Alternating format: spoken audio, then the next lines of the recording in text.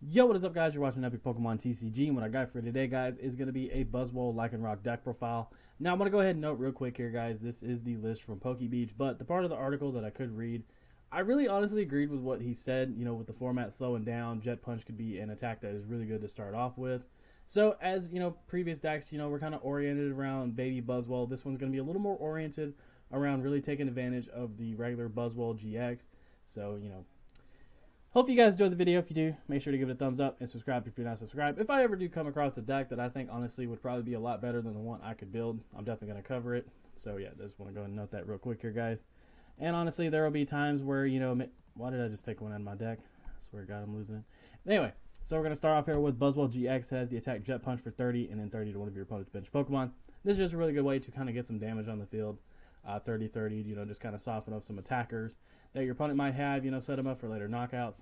And then we have Knuckle Impact for 3 energy. It does 160, and then this Pokemon can attack during your next turn, excuse me. And then Absorption GX is going to do 40 for each of your remaining prize cards. So Buzzwole GX can honestly just dish out a lot of damage. Now, there are some stuff that did leave last format, like Strong Energy, Regirock, and such that, really did hurt Buzzwole. But still, I think that it can honestly dish out some damage still that, is pretty formidable. Honestly, with how things are slowing down, just kind of jet punching and then going into the normal strategy of, just kind of using Knuckle Impact and using Lycanroc's GX attack. It honestly still work. So we're going to be running 3 of those. Ideally, he said you could probably drop something out of this deck for a 4th one just so you guaranteed to start with it. So I'll just kind of leave that up to you guys. He said something about dropping the Rescue Stretcher or something like that. So yeah, that's just something to note there. Next up, we're going to take a look at regular Buzzwole. Now, this card honestly got a lot of hype, and, it is honestly well worth it last format. It has Sledgehammer 30, and then if your opponent has exactly 4 prize cards remaining, this attack does 90 more damage. Now, yes, that does sound very situational, but of course, last format we had stuff like Strong Energy, you had Diancie, you have Regirock, and Choice Band, all kinds of stuff. Just to make that 1 energy do a decent amount of damage, you can probably 2-shot a lot of different things. And then, honestly, if one of your Buzzwole goes down, you can send up regular Buzzwole and just do a crap ton of damage. Also, Swing Around is an attack that is actually pretty solid with all the damage modifiers. Even now, it can honestly still be pretty decent. 80, and then you flip 2 coins, and this attack does 20 for each heads. So, with the game kind of like, you lose those damage modifiers, Baby Buzzwole kind of fell off just a little bit. But still, it is also a very strong card still, just because we do still have Choice Band and Diancie, which is pretty nice. So there's something to note there. Speaking of Diancie, there it is. Your Prism Star has Princess's Cheers. As long as this Pokemon is on your bench, your fighting Pokemon's attacks do 20 more damage to your opponent's active Pokemon. So that's basically just going to make your Jet Punch do 50. Knuckle Impact is going to do 180. And then, of course, it's going to increase Sledgehammer and Swing Around's damage as well. Along with Lycanroc, which we have 2 of in here. Has the ability Bloodthirsty Eyes. Pretty much it just kind of gives you a Lysander ability. And then Claw Slash for 110. And the attack we're really going to be taking a look at in this deck, of course, is going to be Dangerous Rogue GX, which can do 50 times. Now, this card was really nice last format. I really like playing Buzzwole Lycanroc just because of the Max Elixir effect. You can attach one to Rockruff, and then Max Elixir on there, evolve, get a Pokemon up, and then just kind of go from there. Plus, you had Floatstone just to kind of free retreat stuff. There was a lot of different things going with the old school Buzzwole Lycanroc deck. But still, this deck could be pretty formidable because Dangerous Rogue, honestly, Zoroark is pretty hyped up going into next format. So not only are you getting the type advantage, but on top of that, you can honestly still just get a bunch of damage out because it does 50 for each of your opponent's bench Pokemon. So pretty, honestly, all they need would be about 4, and you're hitting for 200. And if you throw a Choice Band or Diancie, you're pretty much going to knock out anything, which is really, really good. So we're going to run a 2-2 line of that. Next up, we have Marshadow with Let Loose. This pretty much just gives you a judge effect. So each player, shuffles their hand into their deck and draw 4. So basically, initially you have 3 judges in your deck with Marshadow, which is really nice. So this can honestly kind of just disrupt your opponent a little bit. And it is also searchable with Mysterious Treasure, which is really nice. Just kind of gives you like an additional draw support there. Like if you have a crap hand, you have a Mysterious Treasure. Not only can you grab a Tapu Lele, but you can grab a Marshadow and just kind of get some different stuff into your hand, which is really nice. Anyway, speaking of Tapu Lele GX, we have Wonder Tag each player. Or no, fucking Christ. Alright, so I went to talk about Tapu Lele GX and I messed up horribly. But anyway, it has Wonder Tag. You pretty much just play it on your bench and you can search your deck for a supporter, which is really nice. Also has Energy Drive, 20 for each energy attached to both defending Pokemon. Just in here to guarantee you get a supporter. This is really nice because, of course, you do have Mysterious Treasure, and on top of that, you do have Ultra Ball in here, which is really nice. Just kind of guarantees you a supporter.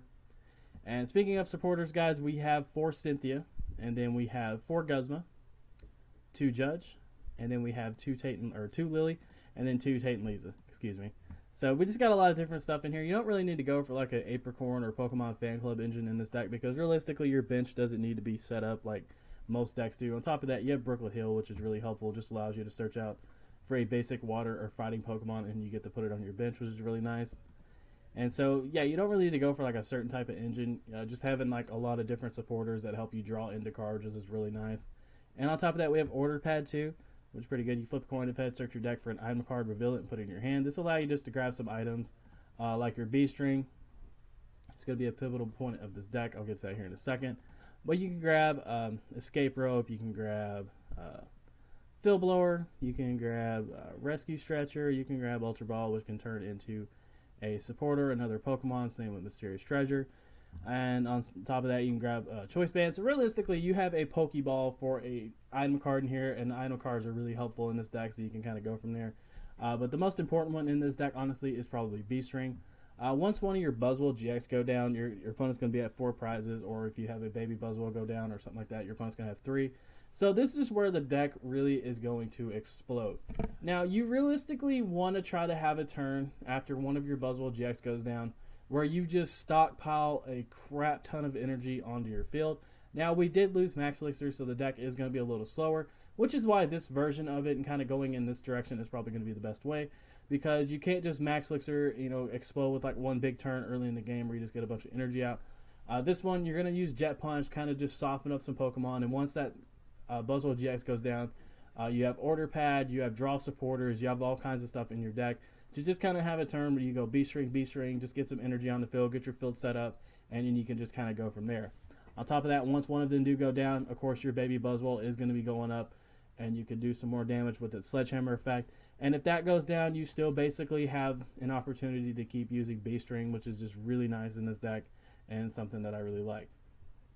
So that's kind of like the general strategy of it. You have Lycanroc GX, which can bring stuff up off the bench.